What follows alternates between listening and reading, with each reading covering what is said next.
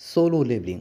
तो आगे हम देखते हैं संग जिनवू अपने बाथरूम में मिरर के सामने खड़ा होकर अपने आप को देखता है और सोचता है, कहता है कि मैं बता सकता हूँ कि जब से मेरी शक्तियाँ जागी हैं तब से मेरे शरीर में मेरी हाइट कुछ इंच ही बढ़ी है और मेरी बॉडी एक बेहतर शेप में आ गई है। लेकिन क्या मैं वास्तव में अब वो कर रहा हूँ जो मुझे करना चाहिए? इसके बाद वो आगे कहता है, मुझे पूरा यकीन है कि मेरा लुक सिर्फ ऑरेंज है। इसके बाद वो आगे कुछ सोचता है और कहता है, क्या यह उन बाफों के कारण हो सकता है जिसे मैंने अपनी विल रिकवर पावर से पाया था? उसमें कहा गया था कि शरीर को किसी भी तरह के नुकसान से बचाया जाएगा, जिसने मेरी स्किन को साफ कर दिया है। अब आगे वो बाहर आकर जिन्हा से पूछता है, जिन्हा अगर तुम्हें मुझे रेट करना हो तो तुम कितना करोगी? और जिन्हा पूछती है किस बारे में? जिन्हो कहता है अट्रैक्टिवनेस के बारे में। जिन्हा बोलती है कि तुम्हारे अंदर इतना कॉन्फिडेंट कहाँ से आ गया? इसके बाद जिन्हा बोलती है, तुम बम की तरह दिखाई देते हो।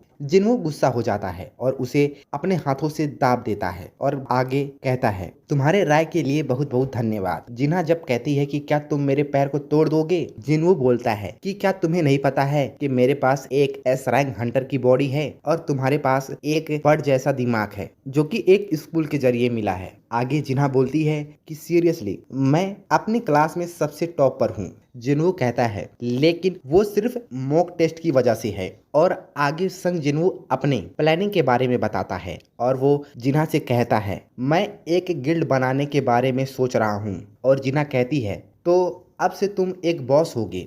इसके बाद संग जिन्हो कहता है कि हाँ, ऐसा हो सकता है अगर सब कुछ ठीक रहा। अब इसके बाद वो कहता है कि तुम सोलो प्लेयर गिल्ड के बारे में क्या सोचती हो? ये नाम कैसा है मेरे गिल्ड के लिए? इसके बाद जिन्हा कहती है कि क्या तुम मजाक कर रहे हो? तुम्हें अपने गिल्ड के लिए यही नाम मिला था? संग जिन्हो कहता है, क्या ये अजीब है? आगे जिन्हा बोलती है कि हाँ, तुम अकेले नहीं लड़ते हो, तुम फाइट के दौरान अपने डार्क सैनिकों को भी समन करते हो। सो टेक्निकली अगर देखा जाए तो तुम अकेले नहीं लड़ते हो। आगे जिन्हो कहता है, तो ये पॉइंट है, तो फिर मुझे अपने गिल्ड का क्या नाम देना चाहिए? जिन्हा बोलती है कि एजिन गिल्ड। तुम्हारा एजिन गिल्ड के बारे में क्या ख्याल है? और वो इस नाम की मीनिंग को एक्सप्लेन करती है और वो कहती है, एजिन एक चाइनीज वर्ड है जिसमें आई का मतलब मैं और जिन का मतलब आगे बढ़ने के लिए, एजिन। और संग जिन्हो जिन्हा से पूछता है कि तुमने ये नाम क्यों चुना है? और जिन्हा बोलती है, क्योंकि इसमें पीछे की तरफ लास्ट में मेरा नाम जुड़ा हुआ है, इसलिए। इसके बाद जिन्हा जिन्हो से कहती है कि तुम क्या सोचते हो, ये एक अच्छा नाम है या नहीं? जिन्हो कहता है, एक्चुअली ये उतना भी बुरा नहीं है। अब आगे सीन शिफ्ट होता है और हम देखते हैं हंटर चा जो कि अपने बेड पर आराम कर रही होती हैं और कुछ अजीब से वर्ड का इस्तेमाल करती हैं। और वो कहती हैं, मुझे लगता है कि मैंने उसे बता दिया है कि मैं उसे लाइक करती हूँ। इसके बाद वो कहती है, तब मुझे नहीं लगा था कि उसके गिल्ड में शामिल होना यह एक बेहतर तरीका था। शायद वो सोचता है कि मैं पागल हूँ, लेकिन उसने मेरी जान बचाई थी, सो ऑफ कोर्स मुझे उसमें इंटरेस्ट होना चाहिए। इसके बाद वो चिल्लाती है और कहती है, हाँ, ये पूरी तरह से ठीक है। इसके बाद हंटर चा अपने चेहरे पर तकिए को रखकर सोचती हैं कि मैं कौन हूँ, यहाँ पर सब कुछ ठीक नहीं है। अब आगे हंटर चा कहती हैं, स्ट्रिक्टली मैं मिन ब्यूंग की हीलिंग एबिलिटी के कारण जिंदा हूँ, तो प्लीज मुझे बताओ। हंटर चा जब तकिए को अपने सिर के ऊपर रखकर सो जाती हैं, उसके बाद उन्हें एक सपना आता है जिसमें वो मिन ब्यूंगू को देखती हैं और मिन ब्यूंगू कहता है कि उससे सावधान रहना।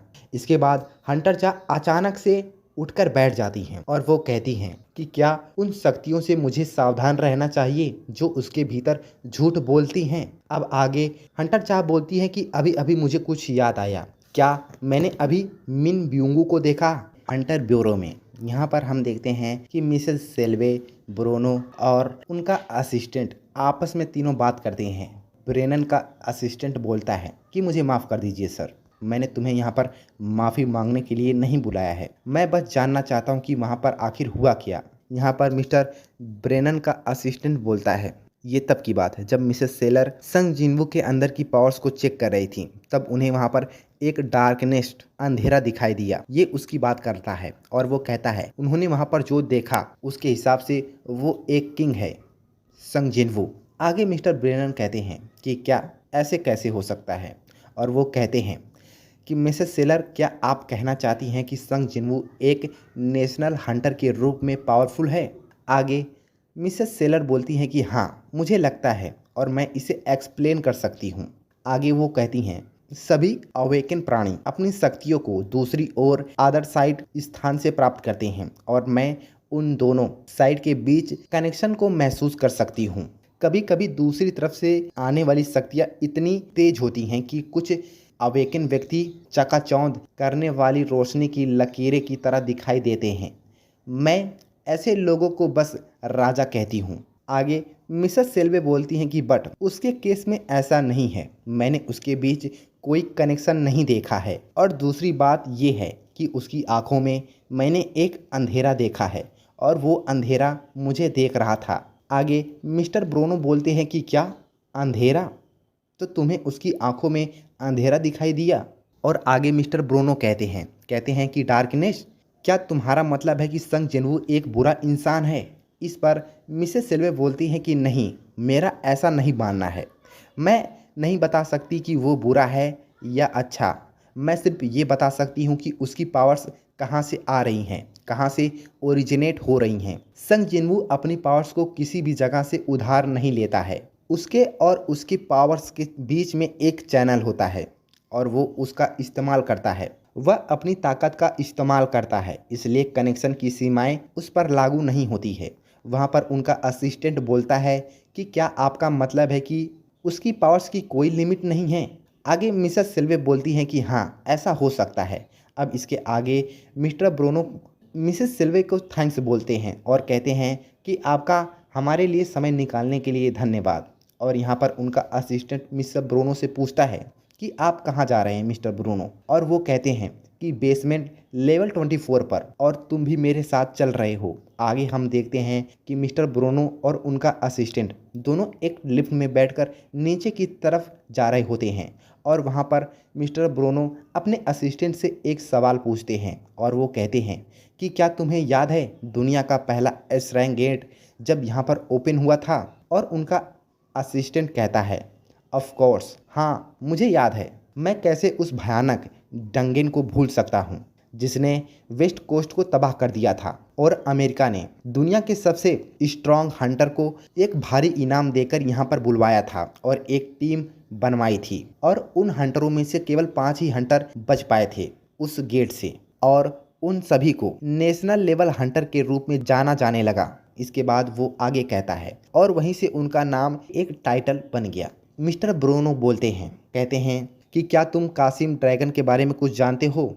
हाँ, वो एक मैजिक बीस्ट था जिसने सिंगल हैंड से सैकड़ों टॉप रैंक हंटर्स को हटा दिया था। लेकिन क्या तुम मुझ पर विश्वास करोगे अगर मैंने तुमको बताया कि वो एक ट्रेजेडी के लिए एक चांदी का स्तर था? आगे उनका असिस्टेंट कहता है कि आप किस बारे में बात कर रहे हैं? और वहाँ पर मिस्टर ब्रूनो अपने कार्ड को स्कैन करते हैं। इसके बाद वहाँ पर एक बड़ा सा दरवाज़ा खुल जाता है और उनका असिस्टेंट वहाँ पर कुछ देखता है और वो देखकर हैरान हो जाता है और वो अपने मन में सोचता है, कहता है तो ये रन स्टोन कासिम ड्रैगन की लाश से मिली थी। इसके बाद वो कहता है अभी तक एक भी मैज क्लास नेशनल लेवल हंटर नहीं है, तो ये रोन स्टोन इस ठंडे बेसमेंट में अपने मालिक का यहाँ पर इंतजार कर रहा है कि वो कब आएंगे। हालांकि कासिम एक बार फिर से इस खूबसूरत देश पर एक मूल्यवान उपहार है।